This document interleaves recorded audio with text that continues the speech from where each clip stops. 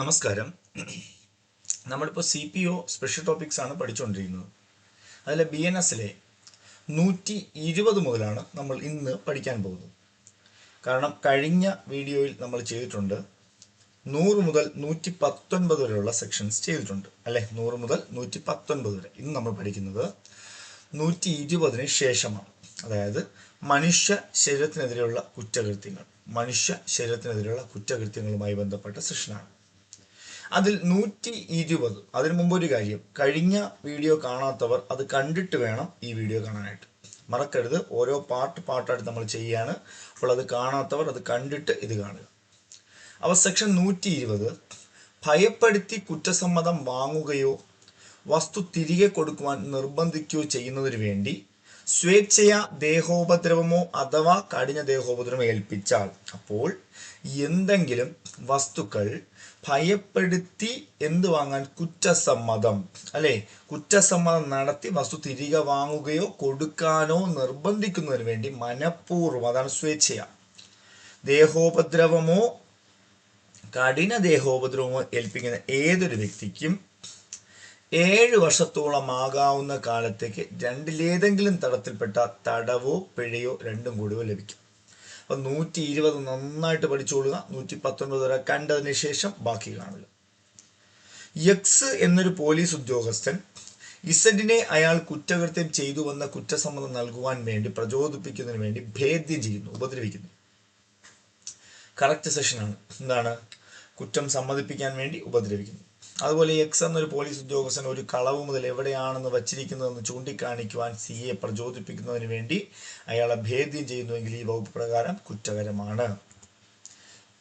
പിന്നെ കുറെ എക്സാമ്പിൾസ് ഉണ്ട്, നമുക്ക് നോക്കണ്ട. അടുത്ത 121.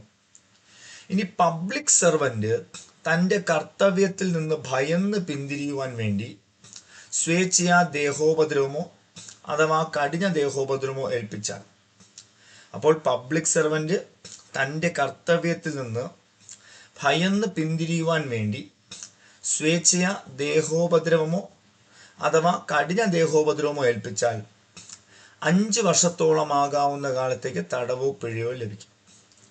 അപ്പോൾ പബ്ലിക് സർവന്റ് തൻ്റെ കർത്തവ്യത്തിൽ നിന്ന് ഭയന്ന് പിന്തിരിയുവാൻ വേണ്ടി സ്വേച്ഛയാ ദേഹോപദ്രവമോ കഠിന ദേഹോപദ്രവമോ ഏൽപ്പിച്ചാൽ 5 വർഷത്തോളമാകാവുന്ന കാലത്തേക്ക് തടവും പിഴയും ലഭിക്കുമെന്ന് ഓർമ്മിക്കും. പബ്ലിക് സർവന്റ് എന്ന നിലയിൽ അയാളുടെ നിയമാനുസൃതമായ കർത്തവ്യ നിർവഹണത്തിൽ അയാൾ ചെയ്തതോ ചെയ്യുവാൻ ശ്രമിച്ചതോ ആയ എന്തിൻ്റെയെങ്കിലും അനന്തരഫലമായോ സ്വേച്ഛയാ കഠിനമായ ദേഹോപദ്രവം ഏൽപ്പിക്കുന്ന ഏതൊരാളും 1 വർഷത്തിൽ കുറയാത്തതും എന്നാൽ 10 വർഷത്തോളമാകാവുന്ന കാലത്തേക്ക് തടവും പിഴയും കിട്ടും. 2 കാര്യം. ഒന്നുകൂടെ പറയാം. പബ്ലിക് സർവന്റ് തൻ്റെ കർത്തവ്യത്തിൽ നിന്ന് ഭയന്ന് പിന്തിരിയാൻ വേണ്ടി അയാൾക്കെതിരെ സ്വേച്ഛയാ കഠിന ദേഹോപദ്രവം ഏൽപ്പിച്ചാൽ 5 വർഷത്തോളമാകാവുന്ന തടവും പിഴയും കിട്ടും. എന്നാൽ പബ്ലിക് സർവന്റ് എന്ന നിലയിൽ അയാളുടെ നിയമാനുസൃതമായ കർത്തവ്യ നിർവഹണത്തിൽ അയാൾ ചെയ്തതോ ചെയ്യുവാൻ ശ്രമിച്ചതോ ആയ എന്തെങ്കിലും കുറ്റ അല്ലെ അനന്തരഫലമായോ, അപ്പം ഇയാൾ മറ്റാർക്കെങ്കിലും എതിരെ ചെയ്തു കഴിഞ്ഞാൽ അവിടെ എത്ര വർഷം കിട്ടും? 1 വർഷം മുതൽ 10 വർഷത്തോളമാകാവുന്ന തടവും പിഴയും കിട്ടും.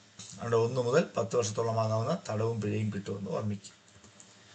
ഇനിയാണ് ഏറ്റവും ഇമ്പോർട്ടൻ്റ് സെക്ഷൻ 124. ആസിഡ് മുതലായവ ഉപയോഗിച്ച് സ്വേച്ഛയാ കഠിനമായ ദേഹോപദ്രവം ഏൽപ്പിച്ചാൽ. ആസിഡ് മുതലായവ ആസിഡ് ആക്രമണം 124. അപ്പോൾ ആസിഡ് ആക്രമണം 124 എന്നറിയുക. ആസിഡ് ആക്രമണം വളരെ ഇമ്പോർട്ടൻ്റ് ആണ്.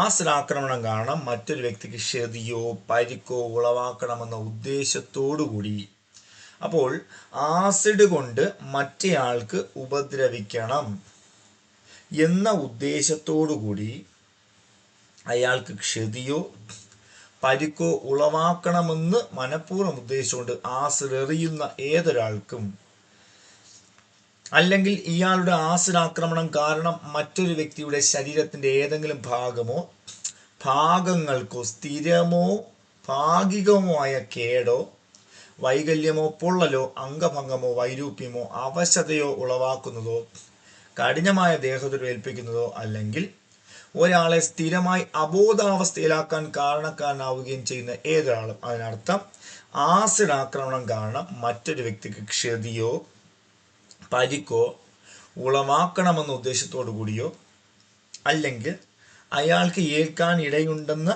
അറിവോടുകൂടിയോ ആസിഡ് എറിഞ്ഞുകൊണ്ടോ ആസിഡ് കൊടുത്തുകൊണ്ടോ എന്തെങ്കിലും മാർഗം ഉപയോഗിച്ചുകൊണ്ടോ മറ്റൊരാളുടെ ശരീരത്തിൽ സ്ഥിരമോ ഭാഗികമോ ആയ വൈകല്യമോ അംഗഭംഗമോ വൈരൂപ്യമോ പൊള്ളലോ ഉണ്ടാക്കുന്ന അവശതയോ ഉളവാക്കുന്ന ഏതൊരു വ്യക്തിയും അല്ലെങ്കിൽ അബോധാവസ്ഥയിൽ വരെ ആക്കാൻ കാരണമായ ഏതൊരു വ്യക്തിയും 10 വർഷം മുതൽ ജീവപര്യന്തം വരെയുള്ള തടവും പിഴയും കിട്ടും. അപ്പോൾ ആശ്രയാക്രമണത്തിന് ശിക്ഷ 10 മുതൽ ജീവപര്യന്തം. എന്നാൽ അങ്ങനെയുള്ള പിഴത്തുക ഇരയുടെ ചികിത്സാ ചെലവുകൾക്കായിട്ട് നൽകണം എന്ന് മാത്രമല്ല ഈ വകുപ്പ് പ്രകാരം ചുമത്തിലുള്ള പിഴത്തുക ഇരയ്ക്ക് നൽകണമെന്നും പറയുന്നു. 124(2) ഏതെങ്കിലും ആൾക്ക് സ്ഥിരമോ ഭാഗികമോ ആയ കേടോ വൈകല്യമോ പൊള്ളലോ അംഗഭംഗമോ വൈരൂപ്യമോ അവശതയോ കഠിനമായ ദേഹോപദ്രവമോ ഉളവാക്കണമെന്ന ഉദ്ദേശത്തോടുകൂടി ഒരാളുടെ മേൽ ആസിഡ് എറിയാൻ ശ്രമിക്കുക. അപ്പോൾ 124(2) ആസിഡ് കൊണ്ട് ആക്രമിക്കാൻ ശ്രമിക്കുകയാണെങ്കിൽ അവിടെ ശിക്ഷ എന്താണ്? 5 വർഷത്തിൽ കുറയാത്തതും 7 വർഷത്തോളമാകാവുന്നതുമായ തടവും പിഴയും കിട്ടും. 5 മുതൽ 7 വർഷത്തോളമാകാവുന്ന തടവും പിഴയും കിട്ടുമെന്ന് ഓർമ്മിക്കും. അടുത്തത് 125 ഞാൻ 106 പഠിപ്പിച്ചപ്പോൾ ഞാൻ ഒന്ന് പറഞ്ഞു തന്നിട്ടുണ്ടായിരുന്നു, ഓർമ്മയുണ്ടായിരിക്കും. 106ാമത്തെ സെക്ഷൻ പറഞ്ഞപ്പോൾ ഞാൻ ഈ 125 കുറിച്ച് കൂടെ പറഞ്ഞു തന്നു. അന്ന് 106 നിങ്ങൾ പഠിച്ചത് എന്താണ്? അത് ഈ ഒരാളുടെ എന്താണ് അശ്രദ്ധമായ പ്രവൃത്തി കാരണം അല്ലെങ്കിൽ സാഹസികമായ പ്രവൃത്തി കാരണം മറ്റൊരാൾ മരണപ്പെടുകയാണെങ്കിൽ എന്നല്ലേ. എങ്കിൽ ഇവിടെ ജീവനോ മറ്റുള്ളവരുടെ വ്യക്തിപരമായ രക്ഷയ്ക്കോ അപായമുളവാക്കുന്ന കൃത്യം, അതായത് മനുഷ്യജീവനോ മറ്റുള്ളവരുടെ വ്യക്തിപരമായ രക്ഷയ്ക്കോ അപായമുളവാക്കത്തക്ക വിധം അത്ര സാഹസികമായോ ഉപേക്ഷാപൂർവമായോ ഏതെങ്കിലും കൃത്യം ചെയ്യുന്ന ഏതൊരാളും 3 മാസത്തോളമാകാവുന്ന കാലത്തേക്ക് തടവും 2500 രൂപ പിഴയും. അപ്പോൾ ഇവിടെ ആ പ്രവൃത്തി മാത്രമേ ചെയ്യൂ. ഉദാഹരണം, ഒരു ബൈക്ക് വളരെ ഫാസ്റ്റിൽ ഓടിച്ചു പോവുകയാണ്. അത് മാത്രമേ ഉള്ളൂ. അവിടെ വേറെ ഒരു കുറ്റവും ചെയ്തിട്ടില്ല. വളരെ ഓവർ സ്പീഡ്, മറ്റുള്ളവർക്ക് അപകടം ഉണ്ടാകാൻ സാധ്യതയുണ്ട്. അയാൾക്കാണ് 3 മാസവും 2500 രൂപയും. എങ്കിൽ രണ്ടാമത്തെ കാര്യം എന്ന് പറഞ്ഞാൽ, ഇതേ പ്രവൃത്തി കാണാണ്ട് ആ കൃത്യം ചെയ്യുന്നത് വഴി ഏതെങ്കിലും ആൾക്ക് ദേഹോപദ്രവം ഏൽപ്പിക്കുന്ന ഏതൊരാളും 6 മാസത്തോളമാകാവുന്ന കാലവും 5000 രൂപ പിഴയുണ്ടാവും. അപ്പോൾ ഇവിടെ 3 മാസവും 2500 രൂപയും, ഇവിടെ 6 മാസവും 5000 രൂപയും. 6 മാസവും 5000 രൂപയും എന്നറിയുക. 6 മാസവും 5000 രൂപയും. അടുത്തത്, ആ കൃത്യം ചെയ്യുന്നത് വഴി ഏതെങ്കിലും ആൾക്ക് കഠിനമായ ദേഹോപദ്രവം ഏൽപ്പിച്ചാൽ, ഇപ്പം കണ്ടീഷൻ ആദ്യം പ്രവൃത്തി ചെയ്തു, രണ്ടാമത് പ്രവൃത്തി കാരണം ദേഹോപദ്രവേറ്റു, മൂന്നാമത് പ്രവൃത്തി കാരണം കഠിനമായ ദേഹോപദ്രവേറ്റാൽ 3 വർഷത്തോളമാകാവുന്ന തടവും 10000 രൂപയുമാണ്. ഒരുമിച്ച് പഠിക്കുക. പ്രവൃത്തി, ദേഹോപദ്രവം, കഠിന ദേഹോപദ്രവം എന്ന് പഠിക്കുക. അങ്ങനെ 3 തരം ശിക്ഷകൾ പഠിച്ചു. 106 നമ്മൾ പഠിച്ചത് ഇതേ പ്രവൃത്തി കാരണം മറ്റൊരു വ്യക്തി മരണപ്പെട്ടു എന്നറിയുക. അപ്പോൾ ഇത് 3ഉം പഠിച്ചിട്ട് 106 പോവാം. ഓക്കെ, ഇനി BNS 126 127 ഒരുമിച്ച് നമുക്ക് പഠിക്കാം. BNS 126 127 ഒരുമിച്ച് പഠിക്കേണ്ടതായിട്ടുള്ളൊരു ആവശ്യമുണ്ട്. എന്തെന്ന് വെച്ചാൽ, എന്താണ് അന്യായമായ തടസ്സപ്പെടുത്തൽ, എന്നാണ് അന്യായമായ തടങ്കലിൽ വയ്ക്കൽ. അന്യായമായ തടസ്സപ്പെടുത്തൽ എന്ന് പറഞ്ഞാൽ, ഏതെങ്കിലും ആളെ അയാൾക്ക് പോകുവാൻ അവകാശമുള്ള ഏതെങ്കിലും ദിക്കിലേക്ക് പോകുന്നതിൽ നിന്ന് തടയത്തക്ക വിധം അയാൾക്ക് സ്വയം തടസ്സമുണ്ടാക്കുന്നു. ഉദാഹരണം, ഒരു വഴിയിൽ അയാൾ നടന്നു പോവുകയാണ്. അയാൾക്ക് അവകാശപ്പെട്ട ആ പാതയിലേക്ക് അയാളെ പോകുവാൻ അനുവദിക്കാതെ മനഃപൂർവ്വം തടയുന്നു അല്ലെങ്കിൽ തടസ്സപ്പെടുത്തുന്ന ഏതൊരാൾ 126 പ്രകാരം റോങ്ഫുൾ റിസ്ട്രെയിൻറ്റ് നടത്തിയിരിക്കുന്നു. അപ്പോൾ അന്യായമായ തടസ്സപ്പെടുത്തൽ എന്ന് വെച്ചാൽ, ഏതെങ്കിലും ആളെ അയാൾക്ക് പോകുവാൻ അവകാശമുള്ള ഏതെങ്കിലും ദിക്കിലേക്ക് പോകുന്നത് മനഃപൂർവ്വം, അതായത് വഴി തടയുന്നു, അത്രയേ ഉള്ളൂ. അയാൾക്ക് അവകാശമുള്ള വഴിയെ തടയുന്നു. ഒഴിവാക്കൽ എന്ന് പറഞ്ഞാൽ ഏതൊക്കെ ഇതിൽ കുറ്റകരമായി വരില്ല എന്ന് ചോദിച്ചാൽ, കരയിലോ വെള്ളത്തിലോ ഉള്ള ഏത് സ്വകാര്യ വഴിക്കാണോ തടസ്സമുണ്ടാക്കുവാൻ തനിക്ക് നിയമാനുസൃതമായ അവകാശമുണ്ടെന്ന് ഒരാൾ ഉത്തമ വിശ്വാസപൂർവ്വം വിശ്വസിക്കുന്നത്, അങ്ങനെയുള്ള വഴിക്ക് പ്രതിബന്ധമുണ്ടാക്കുന്നത് ഈ വകുപ്പിന്റെ അർത്ഥത്തിൽ ഒരു കുറ്റമല്ല. എന്ന് പറഞ്ഞാൽ കരയിലോ വെള്ളത്തിലോ ഇപ്പോൾ ഒരാൾ ഒരു പോലീസുകാരൻ്റെ ഡ്യൂട്ടിയാണ് ചെയ്യുന്നത്. അപ്പൊ കരയിലോ വെള്ളത്തിലോ ഉള്ള ഏത് സ്വകാര്യ വഴിക്കാണോ തടസ്സമുണ്ടാക്കുവാൻ തനിക്ക് നിയമാനുസൃതമായ അവകാശമുണ്ടെന്ന് ഒരാൾ ഉത്തമ വിശ്വാസപൂർവ്വം വിശ്വസിക്കുന്നു. എന്ന് പറഞ്ഞാൽ എന്താണ്? അയാൾക്ക് വിശ്വാസമുണ്ട്. എന്താണ്? ആ കരയിലും എന്താണ് വെള്ളത്തിലോ അയാൾക്ക് അവിടെ തടസ്സപ്പെടുത്താൻ, കാരണം അയാളുടെ ഡ്യൂട്ടി ആയിരിക്കും ചെയ്യുന്നത്. അതൊരു കുറ്റമല്ല. ഡ്യൂട്ടി അല്ലാതെ ആര് ചെയ്താലും അത് കുറ്റമാണ്. കണ്ടോ, സിക്ക് പോകുവാൻ അവകാശമുള്ള ഒരു പാതയിൽ എക്സ് തനിക്ക് ആ പാത അടയ്ക്കുവാൻ ഒരു അവകാശമുണ്ടെന്ന് ഉത്തമ വിശ്വാസപൂർവ്വം വിശ്വസിക്കാതെ പ്രതിബന്ധമുണ്ടാക്കുന്നു. തന്മൂലം സിയെ ആ വഴി പോകുന്നതിൽ നിന്ന് തടയുന്നു. എക്സ് സിയെ അന്യായമായി തടസ്സപ്പെടുത്തി. അപ്പോൾ ഉണ്ടോ, സിയുടെ അവകാശമുള്ള പാതയെ മനഃപൂർവ്വം മറ്റൊരാളെ തടസ്സപ്പെടുത്തി. അതാണ് തടസ്സപ്പെടുത്തുക, അല്ലെങ്കിൽ ഇതിൻ്റെ മറ്റൊരു വാക്ക് നിയന്ത്രണപ്പെടുത്തുക എന്ന് പറയും. ഓക്കെ, ഇനി ഏതെങ്കിലും ആളെ അന്യായമായി തടസ്സപ്പെടുന്ന ഏതൊരാളും 1 മാസത്തോളമാകാവുന്ന കാലത്തേക്കും 5000 രൂപ പിഴയും. 1 മാസവും 5000 രൂപ പിഴയും എന്ന് ഓർമ്മിക്കുക. റോങ്ഫുൾ കൺഫൈൻമെന്റ് അല്ലെങ്കിൽ അന്യായമായ തടഞ്ഞു വയ്ക്കൽ. അന്യായമായ തടഞ്ഞു വയ്ക്കൽ എന്താണ്? അന്യായമായ തടഞ്ഞു വയ്ക്കൽ എന്ന് ചോദിച്ചാൽ, ഏതെങ്കിലും ആളെ ഒരു നിശ്ചിത പരിധി വലയത്തിന് പുറത്ത് പോകുന്നതിൽ നിന്ന് തടയുന്നു. അതായത് നേരത്തെ വഴി തടസ്സപ്പെടുത്തി, ഇപ്പോൾ അങ്ങനെയല്ല, ഒരു ലിമിറ്റിനപ്പുറം പോകാതെ പൂട്ടിയിടുന്നതിനെയാണ് അന്യായമായ തടഞ്ഞു വയ്ക്കൽ എന്ന് പറയുന്നത്. ഒരാളെ പൂട്ടിയിടുന്നു, അതാണ് അന്യായമായ തടഞ്ഞു വയ്ക്കൽ എന്ന് പറയുന്നത്. നോക്കാം, എക്സാമ്പിൾ കണ്ടോ. എക്സ് ചുറ്റും ഭിത്തിയുള്ള ഒരു സ്ഥലത്തിനുള്ളിൽ സി പോകുവാൻ ഇടയാക്കുകയും സിയെ അതിനുള്ളിൽ പൂട്ടിയിടുകയും ചെയ്യുന്നു. ഭിത്തി വലയത്തിന് പുറത്തുള്ള ഏതെങ്കിലും ദിക്കിലേക്ക് പോകുന്നതിൽ നിന്ന് സി അങ്ങനെ തടയപ്പെടുന്നു. അപ്പം മനഃപൂർവ്വം ഒരു ഭിത്തിക്കുള്ളിൽ ഒരാളെ പൂട്ടിയിട്ട് കഴിഞ്ഞാൽ അവിടെ എന്താണ്? അവിടെ തടങ്കലിൽ വയ്ക്കുക അല്ലെങ്കിൽ തടഞ്ഞു വയ്ക്കുക എന്ന് പറയും. ഓക്കെ, അതുപോലെ തന്നെ ഒരു കെട്ടിടത്തിന്റെ പുറത്തേക്കുള്ള മാർഗങ്ങളിൽ എക്സ് ആളുകളെ തോക്കുകളോടുകൂടി നിർത്തുകയും കെട്ടിടം വിട്ട് പോകുവാൻ ശ്രമിച്ചാൽ അവർ സിയെ വെടിവെക്കുമെന്ന് സിയോട് പറയുകയും ചെയ്യുന്നു. എക്സ് സിയെ അന്യായമായി തടഞ്ഞു വെക്കുന്നു. അതായത് എക്സ് എന്ന് പറയുന്ന ആള് സിയോ ഒരു സ്ഥലത്ത് അല്ലെ പുറത്തേക്കുള്ള മാർഗങ്ങളിൽ ആളുകളെ തോക്കോട് നിർത്തിയിട്ടുണ്ടെങ്കിൽ പുറത്തിറങ്ങാൻ ഞാൻ വെടിവെക്കും എന്ന് പറഞ്ഞു കഴിഞ്ഞാൽ അയാൾ പേടിച്ച് പുറത്തിറങ്ങുന്നില്ല. അയാൾ അവിടെ അന്യായമായി തടഞ്ഞു വെക്കുന്നു അല്ലെങ്കിൽ പരിമിതപ്പെടുത്തുന്നു. തടഞ്ഞു വെക്കലിന്റെ മറ്റൊരു വാക്കാണ് പരിമിതപ്പെടുത്തുക. തടസ്സപ്പെടുത്തുക എന്നതിൻ്റെ മറ്റൊരു വാക്കാണ് നിയന്ത്രണപ്പെടുത്തുക. മറക്കരുത്. അതുപോലെ 127(2) ഇനി ശിക്ഷകളുടെ വ്യത്യാസമാണ്. ഏതെങ്കിലും ആളെ അന്യായമായി തടഞ്ഞു വെക്കുന്ന ഏതൊരാൾക്കും 1 വർഷവും 5000 രൂപ പിഴയുമാണ്. 1 വർഷവും 5000. നേരത്തെ തടസ്സപ്പെടുത്തിയതിന് 1 മാസവും 5000 1 വർഷവും 5000. 3 അതിൽ കൂടുതലോ ദിവസം ഏതെങ്കിലും ആളെ അന്യായമായി തടഞ്ഞു വെക്കുന്ന ഏതൊരാളും 3 കൂടുതൽ ദിവസം തടഞ്ഞു വെക്കുന്ന ഏതൊരാളും 3 വർഷത്തോളമാകാവുന്ന കാലത്തേക്ക് തടവും 10000 രൂപ പിഴയും കിട്ടും.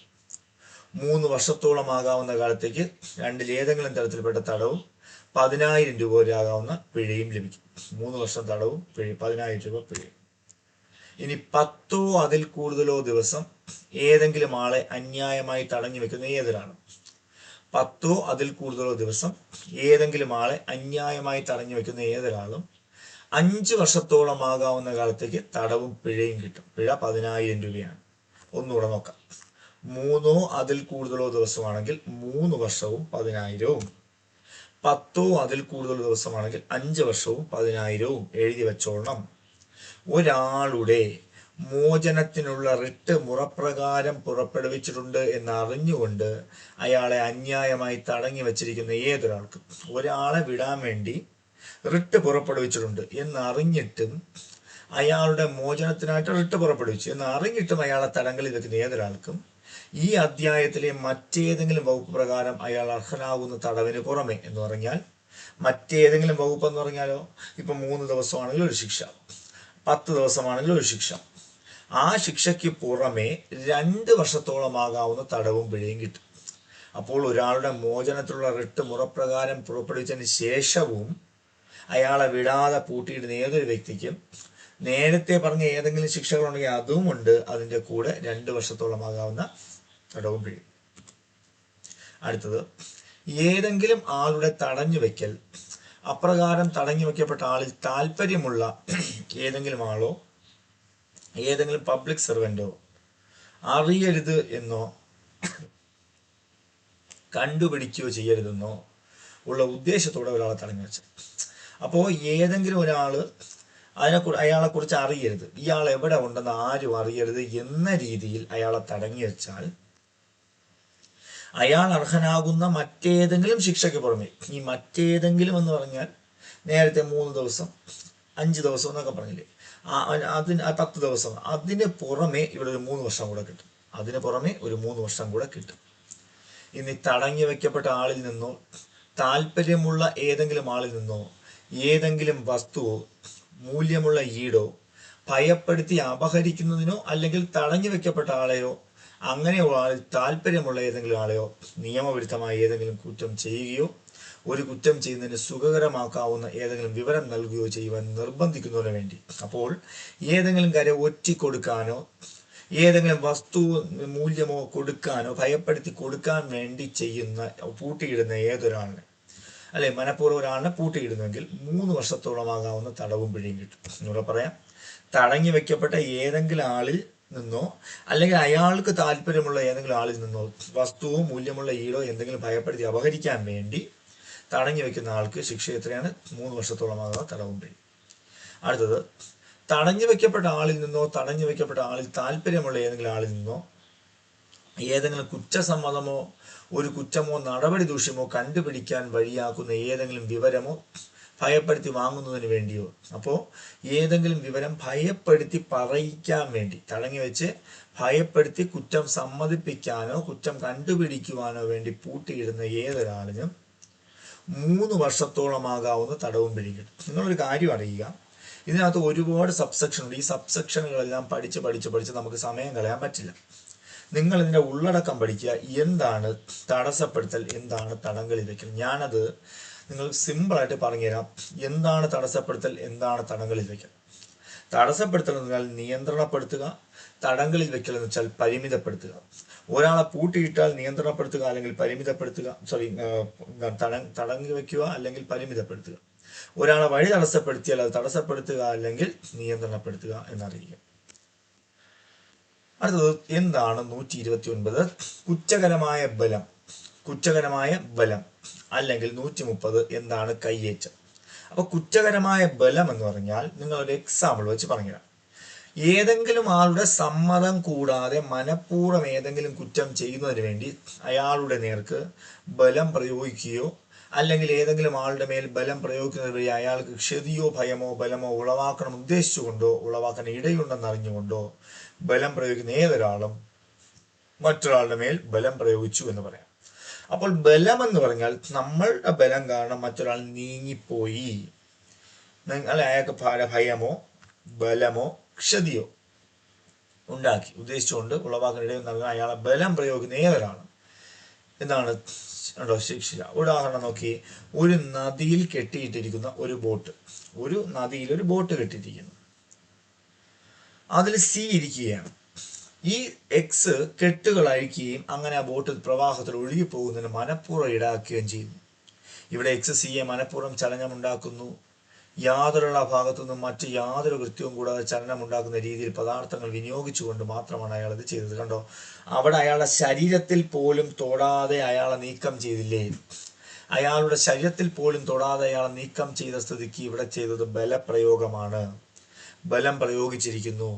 അപ്പൊ നദിയിൽ കെട്ടിയിട്ടിരിക്കുന്ന ബോട്ടിൽ ഇരിക്കുന്ന ആളെ കെട്ടഴിച്ച് വിട്ട് നീക്കം ചെയ്താലും ബലമാണ്.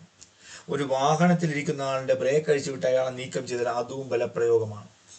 തെറ്റിക്കരുത്. അപ്പം ബലപ്രയോഗവും ഇതും ഒരിക്കലും തെറ്റിക്കരുത്. കൃത്യമായിട്ട് പഠിക്കണം എന്താണ് ബലപ്രയോഗം. കൂടാതെ ഏതെങ്കിലും കുറ്റം ചെയ്യുന്നതിന് വേണ്ടിയോ ഈ ബലപ്രയോഗം സിക്ക് ക്ഷതിയോ ഭയമോ അലട്ടലോ ഉളവാക്കുമെന്ന് ഉദ്ദേശിച്ചുകൊണ്ടോ ഉളവാക്കാൻ ഇടയുണ്ടെന്നറിഞ്ഞുകൊണ്ടോ സിയുടെ സമ്മതം കൂടാതെ അയാൾ അപ്രകാരം ചെയ്തിട്ടുള്ളതാണെങ്കിൽ എക്സ് സിയുടെ നേർക്ക് കുറ്റകരമായ ബലം പ്രയോഗിച്ചിരിക്കുന്നു. അപ്പോൾ ഒന്നുമില്ല, കുറ്റകരമായ ബലം എന്ന് കണ്ടാൽ ഒരു വ്യക്തി അയാളുടെ പ്രവൃത്തി കാരണം മറ്റൊരു വ്യക്തി എന്ത് ചെയ്തു, നീക്കം ചെയ്തിരിക്കുന്നു. അതാണ് കുറ്റകരമായ ബലം എന്നറിയുക. ഇനി എക്സ് സിയുടെ സമ്മതം കൂടാതെ ഒരു നായയെ സിയുടെ മേൽ ചാടുവാൻ ചൊടിപ്പിക്കുന്നു. ഒരു നായ നിൽക്കുകയാണ് അല്ലേ, ആ നായയോട് സിയെ മറ്റു വ്യക്തിയെ കടിക്കാൻ വേണ്ടി അതിനെന്ത് ചെയ്യുന്നു, ചൊടിപ്പിക്കുന്നു, ചാടുവാൻ വേണ്ടി പ്രേരിപ്പിക്കുന്നു. ഇവിടെ സിക്ക് ക്ഷതിയോ ഭയമോ അലട്ടോ ഉളവാക്കണമെന്ന് എക്സ് ഉദ്ദേശിക്കുന്നുവെങ്കിൽ അയാൾ സിയുടെ നേർക്ക് കുറ്റകരമായ ബലം പ്രയോഗിച്ചിരിക്കുന്നു. അപ്പൊ എക്സ് സിക്ക് പരിക്ക് പറ്റിക്കാൻ വേണ്ടിയാണ് ഈ നായയെ ചാടാൻ നിർബന്ധിച്ചതെങ്കിൽ അവിടെ ബലം പ്രയോഗിച്ചിരിക്കുന്നു. നമ്മൾ പേടിച്ച് അയാൾ ഓടില്ലേ. 130 കയ്യേറ്റം. അപ്പോൾ എന്താണ് ബലപ്രയോഗമെന്നും എന്താണ് കയ്യേറ്റമെന്നും പഠിച്ചു. കയ്യേറ്റം അസോൾട്ട്. ഏതെങ്കിലും തരത്തിലുള്ള ആംഗ്യമോ ഒരുക്കമോ കാണിക്കുന്ന ആൾ അയാളുടെ നേർക്ക് കുറ്റകരമായ ബലം പ്രയോഗിക്കാൻ പോവുകയാണെന്ന് ആശങ്ക ഉണ്ടാക്കിയാൽ, അപ്പോൾ ഒരാളുടെ നേർക്ക് കുറ്റകരമായ ബലം പ്രയോഗിക്കാൻ പോകുന്നു എന്ന ആശങ്ക അയാളിൽ ഉണ്ടാക്കുന്നു. അതായത് ഞാൻ നിന്നെ അടിക്കാൻ പോകുന്നു, ഞാൻ നിന്നെ കൊല്ലാൻ പോകുന്നു, ഞാൻ നിന്നെ ഇന്നത് ചെയ്യാൻ പോകുന്നു എന്ന ഭയം അയാളിലേക്കുണ്ടാക്കിയാൽ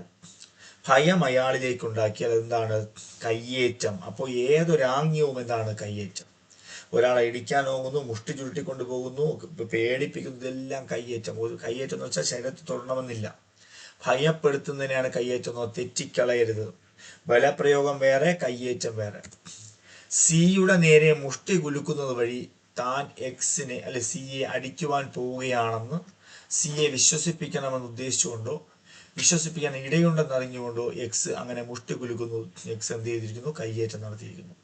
അപ്പൊ സിയുടെ നേരെ മുഷ്ടി കുലുക്കിക്കൊണ്ട് അടിക്കാൻ വേണ്ടി പോവുകയാണ്. ആ അടിക്കാൻ വേണ്ടി പോകുമ്പോൾ അവനെ വിശ്വസിപ്പിക്കണം, എന്താണ്, ഞാൻ നിന്നെ ആക്രമിക്കാൻ വരുന്നു എന്ന് പറഞ്ഞ് പേടിപ്പിക്കുന്നതിന് എന്ത് പറയുന്നത്, കയ്യേറ്റം എന്ന് പറയുന്നത്. അതുപോലെ ക്രൂരനായ ഒരു നായയുടെ വായ്ക്കെട്ടഴിക്കുന്നത് വഴി താൻ ആ നായയെ സിയെ ആക്രമിക്കാൻ പോവുകയാണെന്ന് വിശ്വസിപ്പിച്ചു. അപ്പൊ നേരത്തെ നമ്മൾ ബലപ്രയോഗത്തിൽ പഠിച്ചത് എന്താ, അവിടെ കെട്ടഴിച്ച് നായയെ ചാടാൻ പറഞ്ഞു. ഇവിടെ നായയെ ചാടാനൊന്നും പറഞ്ഞില്ല, പകരം നായ്ക്ക് ഒരു മാസ്ക് വെച്ചിട്ടുണ്ടാവും, നല്ല കടിക്കുന്ന നായകൾക്ക്. ആ മാസ്ക് ഇങ്ങനെ അഴിച്ചെടുത്തു. മനസ്സിലായോ? അപ്പൊ ക്രൂരനായ ഒരു നായയുടെ വായ്ക്കെട്ടഴിക്കുന്നത് വഴി താൻ ആ നായയെ കൊണ്ട് സിയെ ആക്രമിക്കാൻ പോവുകയാണെന്ന് വിശ്വസിപ്പിച്ചുകൊണ്ട് ചെയ്താൽ എന്താണത്, അത് കയ്യേറ്റമാണ്. അപ്പൊ നമ്മളിപ്പോൾ പഠിച്ചത് കയ്യേറ്റം എന്താണ്, ബലപ്രയോഗം എന്താണ്. കയ്യേറ്റം എന്ന് പറഞ്ഞാൽ ഇപ്പോൾ ഒരാൾ വഞ്ചിയിലിരിക്കുകയാണെങ്കിൽ ആ വഞ്ചിയുടെ കയറഴിച്ചു വിട്ടാൽ ബലപ്രയോഗം. ആ വഞ്ചിയുടെ കയറഴിക്കാൻ പോകുന്നു എന്ന് പറഞ്ഞ് അയാളെ ഭയപ്പെടുത്തിയാൽ അത് കയ്യേറ്റം. ആൾ മോഷണത്തെയും ആൾ അപഹരണത്തെയും അടിമത്തത്തെയും സംബന്ധിച്ച് അല്ലെങ്കിൽ തൊഴിൽ ജയിക്കലെയും സംബന്ധിച്ചാണ് ആൾ മോഷണം. നമുക്കറിയാം, ആൾ മോഷണം അല്ലെങ്കിൽ കിഡ്നാപ്പിംഗ് എന്നാൽ എന്താണെന്ന് ചോദിച്ചാൽ, ആൾ മോഷണം 2 വിധത്തിലാകുന്നു. ആൾ മോഷണം 2 വിധത്തിൽ. ഇന്ത്യയിൽ നിന്നുള്ള ആൾ മോഷണവും നിയമപരമായ രക്ഷകത്വത്തിൽ നിന്നുള്ള ആൾ മോഷണവും. ഇന്ത്യയിൽ നിന്നുള്ള ആൾ മോഷണമുണ്ട്, അല്ലെങ്കിൽ നിയമപരമായ രക്ഷകത്വത്തിൽ നിന്നുള്ള ആൾ മോഷണം. എന്താണ് ഇന്ത്യയിൽ നിന്നുള്ള ആൾ മോഷണം എന്ന് ചോദിച്ചാൽ, ഏതെങ്കിലും ആളെ അയാളുടെയോ അല്ലെങ്കിൽ അയാൾക്ക് വേണ്ടി സമ്മതം നൽകുവാൻ നിയമപ്രകാരം അധികാരം നൽകിയിട്ടുള്ള മറ്റൊരാളുടെയോ സമ്മതം കൂടാതെ ഇന്ത്യയുടെ അതിർത്തിക്ക് പുറത്ത് കൊണ്ടുപോയാൽ എന്താണ് ഇന്ത്യയിൽ നിന്നുള്ള ആൾമോഷണം. അപ്പോൾ ഇന്ത്യയിൽ നിന്നുള്ള ആൾമോഷണം വെച്ചാൽ ഇന്ത്യക്ക് പുറത്ത് ഒരാൾ എന്ത് ചെയ്യുന്നു, കൊണ്ടുപോകുന്നതിനാണ് ഇന്ത്യയിൽ നിന്നുള്ള ആൾമോഷണം. 2, ഒരു കുട്ടിയോ അല്ലെങ്കിൽ ചിത്തഭ്രമമുള്ള ആളോ, ഒരു കുട്ടിയോ അല്ലെങ്കിൽ ഉള്ള ആളെയോ, അവർക്കൊരു രക്ഷകർത്താവ് ഉണ്ടാവല്ലോ, അവരുടെ സമ്മതമില്ലാതെ അവരെ കൂട്ടിക്കൊണ്ടുപോയാലും അത് രക്ഷകർത്തത്തിൽ നിന്നുള്ള ആൾമോഷണം.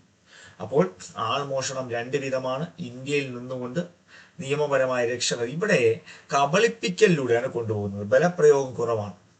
ഇവിടെ കബളിപ്പിക്കലാണ് കൂടുതൽ പ്രാധാന്യം കൊടുക്കുന്നത്. പറ്റിച്ചു കൊണ്ടുപോകുന്നു. ഉദാഹരണം, ഒരു കുട്ടിക്ക് ഒരു ബലൂൺ കൊടുത്താൽ കുട്ടി കൂടെ പോകും. അങ്ങനെ ഓർമ്മിക്കും. ഇനി 137(2) ഏതെങ്കിലും ആളെ ഇന്ത്യയിൽ നിന്നോ അല്ലെങ്കിൽ നിയമാനുസൃത രക്ഷകത്വത്തിൽ നിന്നോ ആൾമോഷണം ചെയ്യുന്ന ഏതൊരാൾക്കും, അപ്പൊ ഈ ആൾമോഷണം നടത്തുന്ന ഏതൊരാൾക്കും ലഭിക്കുന്ന ശിക്ഷ 7 വർഷത്തോളമാകാവുന്ന തടവും പിഴയും കിട്ടും. അപ്പോൾ 137 ഓർമ്മിക്കണം. 137 ആൾമോഷണം അല്ലെങ്കിൽ കിഡ്നാപ്പിംഗ് എന്നാൽ എന്തെന്നാണ് പഠിച്ചത്. ഓക്കെ. ഇനി 138 ആൾ അപഹരണം അല്ലെങ്കിൽ അബ്ഡക്ഷൻ. ആൾ അപഹരണം അല്ലെങ്കിൽ അബ്ഡക്ഷൻ എന്ന് പറഞ്ഞാൽ ഏതെങ്കിലും ആളെ ഏതെങ്കിലും സ്ഥലത്ത് നിന്ന് പോകുന്നതിന് ബലം ഉപയോഗിച്ച് നിർബന്ധിക്കുകയോ അല്ലെങ്കിൽ കബളിപ്പിക്കുന്ന ഏതെങ്കിലും മാർഗേനയോ പ്രചോദിപ്പിക്കുന്ന ഏതൊരാളും ആളപഹരണം ചെയ്തു. അതായത് ആളപഹരണം എന്ന് പറഞ്ഞാൽ ബലം ഉപയോഗിച്ച് കബളിപ്പിച്ച് അല്ലെങ്കിൽ ബലം അല്ലെങ്കിൽ കത്തി കാട്ടിയോ ഭീഷണിപ്പെടുത്തിയോ കൊണ്ടുപോകുന്നത് ആളപഹരണം. എന്നാൽ മറ്റേടത്താണെങ്കിൽ ആൾ മോഷണത്തിലാണെങ്കിൽ പറ്റിച്ചോ ചതിച്ചോ കൊണ്ടുപോകുന്നത് ആൾ മോഷണം. ആൾ അപഹരണം എന്ന് പറഞ്ഞാൽ ഭയപ്പെടുത്തി കൊണ്ടുപോകുന്നത് ആൾ അപഹരണം. ഭയപ്പെടുത്തി ഭീഷണിയിലൂടെ വലിച്ചഴിച്ചു കൊണ്ടുപോകുന്നതൊക്കെ ആളപഹരണം. ഇനി 143 ആൾ വാണിഭം അല്ലെങ്കിൽ ട്രാഫിക്കിംഗ് ഓഫ് പേഴ്സൺ അല്ലെങ്കിൽ മനുഷ്യ കച്ചവടം എന്ന് പറയാം. ഒരാളെയോ ആളുകളെയോ ഭീഷണികൾ പ്രയോഗിച്ചുകൊണ്ട് എങ്ങനെയൊക്കെ ആൾവാണിഭം നടത്താം? ഭീഷണികളിലൂടെയോ ബലം പ്രയോഗിച്ചുകൊണ്ടോ അല്ലെങ്കിൽ മറ്റേതെങ്കിലും സമ്മർദ്ദ രീതി ഉപയോഗിച്ചുകൊണ്ടോ. അപ്പോൾ ബലം പ്രയോഗിച്ചുകൊണ്ടോ മറ്റേതെങ്കിലും സമ്മർദ്ദ രീതി കൊണ്ടോ കൊണ്ടുപോയാലോ, ആൾ അപഹരണം വഴി കൊണ്ടുപോയാലോ, വഞ്ചനയോ ചതിയോ പ്രയോഗിച്ചു കൊണ്ടുപോയാലോ, അധികാര ദുർവിനിയോഗം വഴി കൊണ്ടുപോയാലോ, കൊണ്ടുവരികയോ കടത്തിക്കൊണ്ടുപോവുകയോ രഹസ്യമായി താമസിക്കുകയോ മറ്റൊരു സ്ഥലത്തേക്ക് മാറ്റുകയോ സ്വീകരിക്കുകയോ ചെയ്ത ആളുടെ മേൽ നിയന്ത്രണമുള്ള ഏതെങ്കിലും ആളുടെ സമ്മതം നേടുന്നതിന് വേണ്ടി തുകയോ ആനുകൂല്യങ്ങളോ നൽകുകയോ സ്വീകരിക്കുകയോ ചെയ്യുന്നത് ഉൾപ്പെടെയുള്ള പ്രലോഭനം വഴിയോ ചൂഷണം വഴിയോ. അപ്പോൾ ഏതെങ്കിലും മാർഗേന ഒരാളെ എന്ത് ചെയ്യുന്നു? കൊണ്ടുപോകുന്നു. ഭീഷണി, ബലപ്രയോഗം, ആളപഹരണം, വഞ്ചന, അധികാര ദുർവിനിയോഗം, പിന്നെ ഏതെങ്കിലും രീതിയിൽ കൊണ്ടുപോകുന്ന എല്ലാം കുറ്റമാണ്. അവിടെ കൊണ്ടുപോയി രഹസ്യമായി താമസിപ്പിച്ചാൽ അവിടെ വാണിഭ കുറ്റം നടന്നിരിക്കുന്നു. കുറ്റത്തിനിരയായ ആളുടെ സമ്മതം വാണിഭ കുറ്റം നിർണ്ണയിക്കുന്നതിൽ പ്രസക്തമല്ല. എന്ന് പറഞ്ഞാൽ ഈ കൊണ്ടുപോയ ആളില്ലേ, ഇരയാൾ ചിലപ്പോൾ സമ്മതിച്ചിട്ടുണ്ടാവും ഇയാളുടെ കൂടെ പോകാനായിട്ട്. അതുകൊണ്ട് മറ്റയാൾ കുറ്റക്കാരനല്ല എന്നല്ല. അയാൾ സമ്മതിച്ചത് എങ്ങനെയായിരിക്കും? പറ്റിച്ച് നേടിയ സമ്മതമായിരിക്കും. നീ വരുന്നോ, നിനക്ക് ജോലി വാങ്ങിത്തരാം. അങ്ങനെ പറയുമ്പോൾ ശരി ഞാൻ വരാം. എന്നിട്ട് പിന്നെ പിടിക്കുമ്പോൾ പറയല്ല അവൻ സമ്മതിച്ചത് കൊണ്ടാണ് ഞാൻ കൊണ്ടുപോയത്, നമ്മൾ പറ്റിച്ചാണ് സമ്മതിപ്പിച്ചത്. അതുപോലെ വാണിഭ കുറ്റം ചെയ്യുന്ന ഏതൊരാളും 7 വർഷത്തിൽ കുറയാത്തതും 10 വർഷത്തോളമാകാവുന്ന കഠിന തടവും പിഴയും കിട്ടും. അപ്പോൾ ആൾ വാണിഭം എങ്ങനെയെന്ന് നമ്മൾ പഠിച്ചു. അല്ലെങ്കിൽ ട്രാഫിക്കിംഗ് ഓഫ് പേഴ്സൺ ആണ് 143.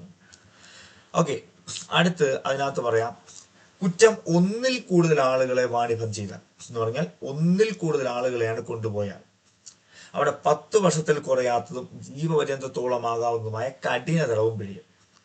അപ്പൊ ഇതിൽ ഒന്നിൽ കൂടുതൽ ആളുകളെ കൊണ്ടുപോയാൽ 10 വർഷത്തിൽ കുറയാത്തതും ജീവപര്യന്തത്തോളമാകാവുന്നതുമായ കഠിന തടവും പിഴയുമാണ്.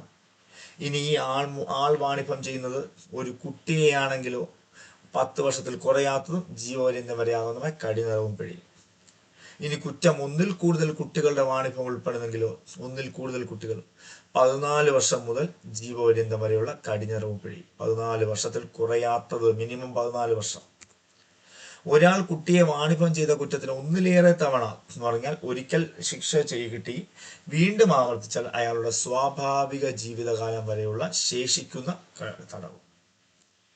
ഒരു പബ്ലിക് സെർവന്റോ പോലീസ് ഉദ്യോഗസ്ഥനോ ഇതിൽ ഉൾപ്പെട്ടാൽ അയാൾക്കും കിട്ടും അയാളുടെ സ്വാഭാവിക ജീവിതകാലത്തിന്റെ കഠിന തടവും. ഇനി 145. അപ്പൊ 143 പല സെക്ഷൻസ് നിങ്ങൾ പഠിച്ചിട്ടുണ്ടാവും. പല സെക്ഷൻസ് ആയിട്ടാണുള്ളത്. ഇനി നമ്മൾ അടുത്ത് പഠിക്കുന്നത് 145. പതിവായുള്ള അടിമ വ്യാപാരം. അടിമകൾ, മനുഷ്യരെ അടിമകളായിട്ട് വെച്ചുകൊണ്ട് അടിമകളെ പതിവായി ഇറക്കുമതി ചെയ്യുകയോ കയറ്റുമതി ചെയ്യുകയോ നീക്കം ചെയ്യുകയോ വിലയ്ക്ക് വാങ്ങുകയോ വിൽക്കുകയോ അടിമക്കച്ചവടം ചെയ്യുകയോ അടിമ വ്യാപാരം ചെയ്യുന്ന ഏതൊരാളും. അപ്പോൾ പതിവായുള്ള അടിമ വ്യാപാരം നടത്തുന്ന ഏതൊരു വ്യക്തിയും ജീവപര്യന്ത തടവോ 10 വർഷത്തോളമാകാവുന്ന തടവോ പിഴയോ കിട്ടും. അപ്പോൾ പതിവായുള്ള അടിമ വ്യാപാരം എന്ന് പറഞ്ഞാൽ അടിമകളെ പതിവായി ഇറക്കുമതി ചെയ്യുകയോ കയറ്റുമതി ചെയ്യുകയോ നീക്കം ചെയ്യുകയോ വിലയ്ക്ക് വാങ്ങുകയോ ചെയ്യുന്ന ഏതൊരാളും ജീവപര്യന്ത തടവോ അല്ലെങ്കിൽ 10 വർഷത്തോളമാകാവുന്ന തടവും പിഴയും കിട്ടും എന്ന് ഓർമ്മിക്കുക. 145. 146. നിയമവിരുദ്ധമായി നിർബന്ധിച്ച് തൊഴിൽ ചെയ്യിച്ചാൽ. ആരെങ്കിലും ഒരാളെ നിയമവിരുദ്ധമായി നിർബന്ധിച്ച് തൊഴിൽ ചെയ്യിച്ചാൽ, ആ ആളുടെ ഇച്ഛയ്ക്കെതിരായോ എന്തെങ്കിലും രീതിയിൽ ചെയ്യിച്ചാൽ അവിടെ കിട്ടുന്നതാണ് 1 വർഷത്തോളമാകാവുന്ന കാലത്തേക്ക് തടവും പിഴയും കിട്ടും.